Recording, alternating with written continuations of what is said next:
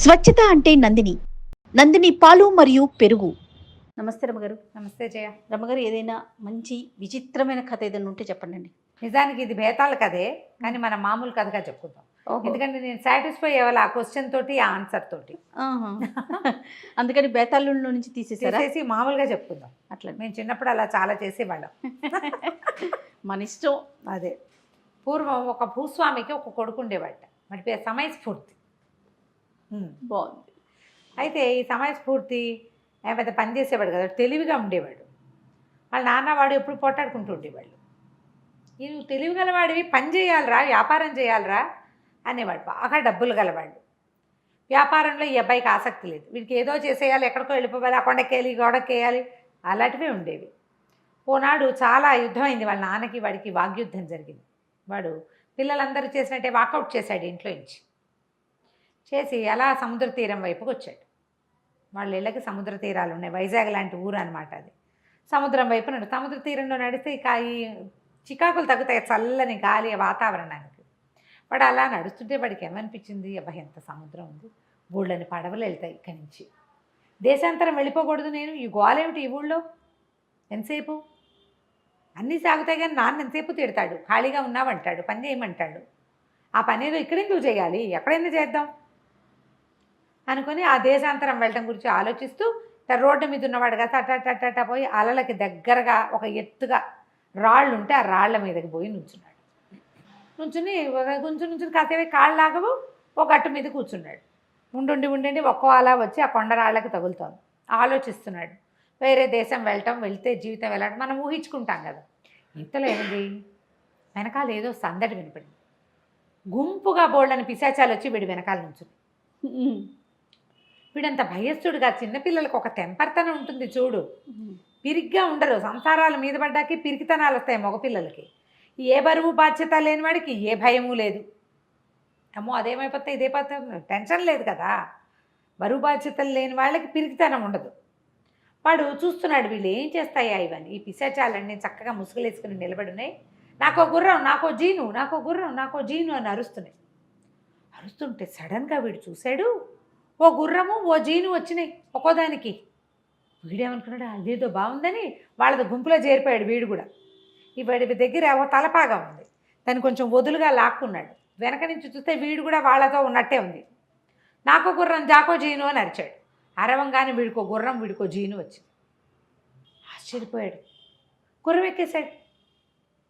ఎక్కేసేసరికల్లా ఏం సమయస్ఫూర్తి, నువ్వు కూడా మాతో వస్తావా అని ఒక ముసలి పిశాచం అడిగేసరికల్లా వస్తానన్నాడు. ఎక్కడికి వెళ్తున్నారు మీరంతా అన్నాడు. సముద్ర మధ్యంలో ఒక రాజుగారి ఇల్లు, ఆ రాజకుమార్తెకి పెళ్ళవుతోంది, ఆ పెళ్లి చూడ్డానికి వెళ్తున్నాం, నేను కూడా వస్తా అని వాళ్ళ వెనకాల సముద్ర గర్భం అని వీడు కూడా అరిచాడు.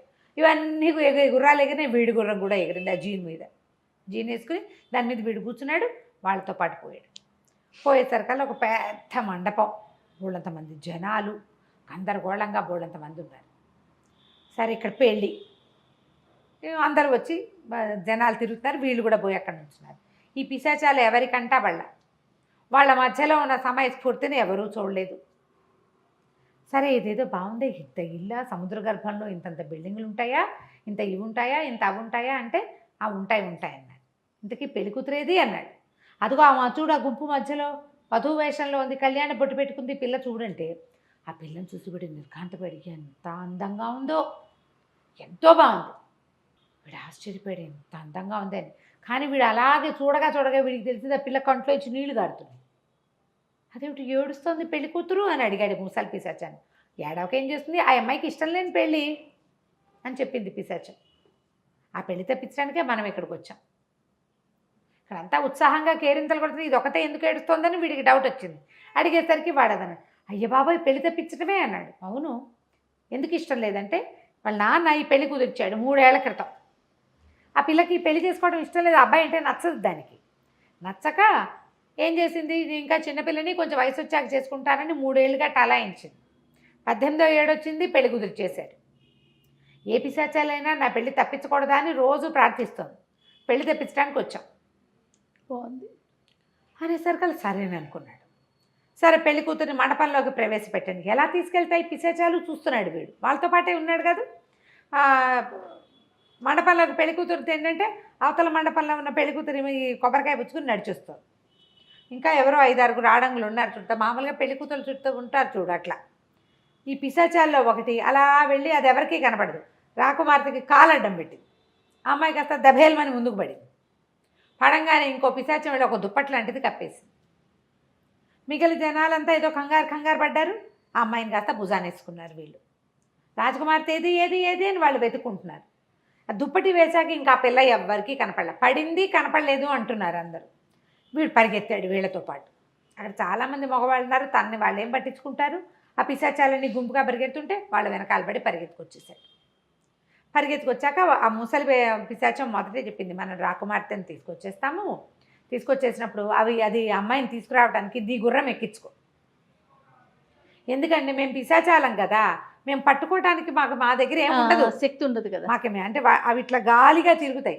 ఏదైనా వస్త్రం వేసుకుంటే వస్త్రం గాల్లో ఎగురుతూ ఉంటుంది, శరీరం లేదు కదా. నీ గుర్రం మీద కూర్చోబెట్టుకో, ఆ అమ్మాయికి ఆధారం ఉంటుంది, నిన్ను పట్టుకుంటుంది.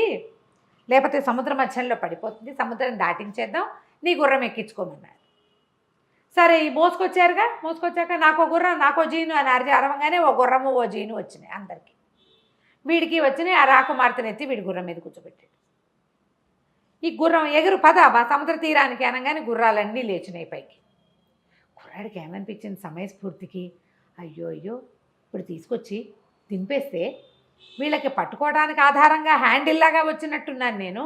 ఇంత అందమైన పిల్ల పిశాచాల పాలబడిపోదు వృధాగా.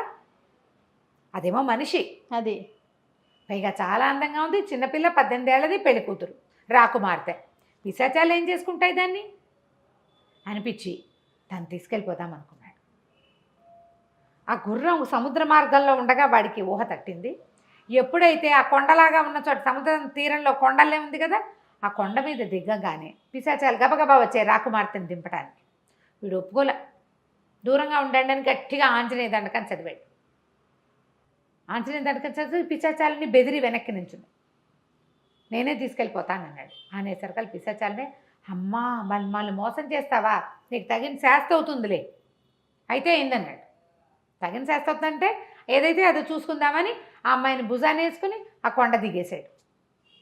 ఆ పిల్ల స్పృహలో లేదు. ఆ దుప్పటి తీసి పక్కన పారేశాడు. చాలాసేపటి దాకా స్పృహలోకి రాల. ఏం చేశాడు, తాము ఇంటికి వెళ్ళకుండా తనకు తెలిసిన ఒక పూజారి గారి ఇంటికి తీసుకుపోయాడు ఆ పిల్లని. సముద్ర తీరంలో దొరికిందని, మీ దగ్గర ఉంచండి, రేపు పొద్దునే వస్తానని. ఇదంతా రాత్రికే వేళ కదా జరిగింది. అర్ధరాత్రికి చేరాడు వాళ్ళ ఇంటికి. అక్కడ అమ్మాయిని అప్పచెప్పి ఇంటికి వచ్చేసాడు. మర్నాడు పొద్దున వెళ్ళేసరికల్లా ఆ పిల్లని పలకరించబోయేసరికల్లా ఆ పిల్ల అంది, నోట్లో మాటలేదు, మాట పడిపోయింది దాన్ని. పిశాచాలు ఏమైనా నీకు తగిన శాస్తి అవుతుందన్నారుగా, ఏం చేయాలో తెలీదా. ఆ పిల్లని పంపడం ఎలాగో తెలీదు, ఉంచుకోవటం ఎలాగో తెలీదు. దానికి మాట మంతి లేదు. ఏదో మాట్లాడుకుని డిస్కస్ చేసి నన్ను పెళ్లి చేసుకో, మా ఇంట్లో ఉండు, ఏదైనా అడగాలంటే అదేమీ చెప్పలేదు. ఇంకేం చేస్తాడు. సరే తండ్రి ఇంటి దగ్గర నుంచి కొంచెం డబ్బులు తెచ్చి ఈ పూజారి గారికి ఇచ్చి ఈ అమ్మాయిని భద్రంగా చూసుకోండి, చూద్దామన్నాడు. రోజు పోయేవాడు ఆ పిల్లని కలవటానికి. ఆ పిల్ల పూజారి గారి ఇంట్లో ఉండి ఏదో దేవాలయానికి పనిచేస్తూ ఇష్టం లేని పెళ్లి తప్పించుకుంది. కానీ తన ఇంటికి ఎలా వెళ్ళాలో తెలీదు, ఎవరింటికి వెళ్ళాలో తెలీదు, నోట్లో ముక్కలేదు దానికి. అయ్యో, ఇక్కడే ఉండిపోయేది. రోజులు గడవగా వీడు కొంచెం బుద్ధిమంతుడు అయ్యాడు. సమయస్ఫూర్తి అనుకుంటున్నాడు వాళ్ళ నాన్న. వాడి ఇంటి పట్టు ఉండటం, సాయంకాలం అయ్యేసరికి ఒకసారి అలా బయటకు వెళ్ళి మళ్ళీ తిరిగి వచ్చేయటం, ఖర్చులు జాగ్రత్తగా పెట్టడం. ఇప్పుడు ఈ పిల్లాడి అట్రాక్షన్ అంతా అమ్మాయి. ఇలాంటి అట్రాక్షన్లు ఏర్పడ్డ పిల్లలు బుద్ధిమంతులు అయిపోతారు ఆటోమేటిక్గా. తండ్రి బాధ్యతగా ఉండమంటే బాధ్యతగా కూడా ఉంటున్నాడు. సరే పూజారి గారికి డబ్బిచ్చి ఆ పిల్లని కాపాడాడు. సంవత్సరం తిరిగాక వీడికి ఒకరోజు సడన్గా స్ట్రైక్ అయ్యింది. అరే ఇదే రోజు నేను ఈ అమ్మాయిని తెచ్చింది, పిశాచాలు నాకు కనపడ్డ రోజు ఇదే అని చెప్పి ఏమనుకున్నాడు, సముద్ర తీరానికి బయలుదేరాడు. వాడే వెళ్ళాడు. వెళ్ళి ఆ కొండెక్కి కూర్చున్నాడు. రాత్రి అయ్యేసరికల్లా పిశాచాలన్నీ వచ్చాయి. ఏం సమయస్ఫూర్తి, మమ్మల్ని మోసం చేసి వెళ్ళావుగా, మళ్ళీ వచ్చామే అని ఒకటి ఓ పిశాచం. ఆ పెద్ద మోసం చేసి తీసుకెళ్ళాడు, ఏముందిలే ముద్దును ఏం చేసుకుంటాడు అని రెండోది. మూడో పిశాచం అంది, ఏముంది వాళ్ళ వాకిట్లో ఉన్న మొక్కకి పాలు తీసుకొస్తే సరే, వీడికి తెలియదుగా అన్నది. అనగానే వీడికి ఏంటి, మా వాకిట్లో ఒక మొక్క ఉందా, ఆ మొక్కకి రసం తీసి పోస్తే దానికి మాట వస్తుందా, ఆశ్చర్యపోయాడు. పిల్ల పిశాచాలండి, నాకో గుర్రం నాకో జీను అని అరిచి అందరికీ గుర్రాలు జీన్లు వచ్చినాయి. ముసలి పిశాచంతో సహా ఎక్కెళ్ళిపోయింది. వీడు గబగబా దిగొచ్చేసాడు. ఇంటికి వచ్చి పడుకున్నాడు. రాత్రిపూట ఏం కనపడుతుంది? తెల్లవారి పొద్దున్నే చూస్తే వాళ్ళ గుమ్మం పక్కనే ఒక విచిత్రమైన మొక్క ఉంది. ఏవో ఉన్నాయి, వాడు ఎప్పుడూ అబ్జర్వ్ చేయాలి, చూస్తే కదా మనకు తెలిసేది. వాడు ఏమనుకున్నాడు, ఈ మొక్కతోటి ఏందో ఉంది, దీని రకం చూద్దామని ఆ మొక్కను తీసుకుని కల్వంలో వేసి నూరాడు. నూనెలాగా ఒక పదార్థం వచ్చింది. అది దాన్ని మందుకి ఎలా చేయాలి వీడికి ఏం తెలియదు, ట్రై చేస్తున్నాడు అంతే. సరే కొంచెం ఏం చేశాడు, పాలు తీసుకుని పాలల్లో పోసి పొయ్యి మీద పెట్టించాడు. కాగి ఏదో చిక్కగా తయారైంది. వాడికి భయం వేసింది, ఆ పిల్లకి ఇస్తే ఏమైపోతుందో. అది మూగిదైనా ఏదో మనిషిగా ఉంది కదా, మనమే చూద్దామనుకున్నాడు. ఏం చేశాడు, సాయంకాలానికి జరిగింది ఇది అంత. ఆ కాచిన పాలలో ఇంటెత్తి గొంతులో పోసుకున్నాడు, పడుకున్నాడు. గాఢంగా నిద్ర పట్టింది. పొద్దున్న లేచేసరికి చాలా బలం వచ్చిన ఫీలింగ్ వచ్చింది. అంటే దాంతో ఏం అవ్వదు, ఇబ్బంది లేదు, అమ్మాయికి ఏదైనా జరుగుతుందేమో చూద్దామని ఆ పాలు పుచ్చుకుని ఆ పూజారి గారి ఇంటికి పోయాడు. ఆ పిల్ల వీడి కోసం 2 రోజులు అయిపోయింది. ప్రతిరోజు సాయంత్రం వచ్చేవాడు. ముందు రోజు సాయంత్రం ఏమో పిశాచాలను చూడడానికి వెళ్ళాడు, మర్నాడు సాయంత్రం పాలు తాగి పడుకున్నాడు. 3వ రోజు సాయంత్రానికి వచ్చాడు. ఆ అమ్మాయి పాపం వీడు రాలేదని వెయిట్ చేస్తుంది. రోజు మనిషిని చూస్తే అలవాటు ఉంటే బెంగ పెట్టుకోరు. చూసేసరికి ఆ అమ్మాయి తన కోసం ఎదురు చూస్తుంది అనేసరికి వీడికి అర్థమైంది, ఈ పిల్లకి నేనంటే ఇష్టమని. సరే ఆ మంది ఇచ్చేవి తాగమన్నాడు. ఆ పిల్ల తాగేసరికి దానికి మాటలు వచ్చేసి ఆ సంతోషించి సమయస్ఫూర్తి వాళ్ళ పూజారి గారికి చెప్పి అక్కడి నుంచి వాళ్ళ నాన్నకి ఒక పిల్లని ప్రేమించాను, పూజారి గారి పిల్ల అని చెప్పి, వాళ్ళ నాన్న ఎవరో ఒకళ్ళు బుద్ధిమంతులు అయితే చాలు, మంచివాళ్ళు అయితే చాలు, వీడికి పెళ్లి చేయడానికి అనుకున్నాడు. ఆ అమ్మాయి సముద్ర గర్భాల్లో ఉన్న సముద్ర గర్భపు రాజకుమార్తె అన్న మాట తెలియదు. దాని మీద ఒంటి మీద చక్కగా నగలు అన్నీ ఉన్నాయి. నగలతో సహా పూజారి గారి అమ్మాయినే అనుకున్నారు. తర్వాత ఎప్పుడో చెప్పుకుంటాడు. తీసుకెళ్ళి లక్షణంగా పెళ్లి చేసేసుకున్నాడు. హాయిగా ఉన్నాడు. కథ కంచి మనం ఇంటికి. భలే ఉంది రమ్మగారు. నమస్తే. నమస్తే.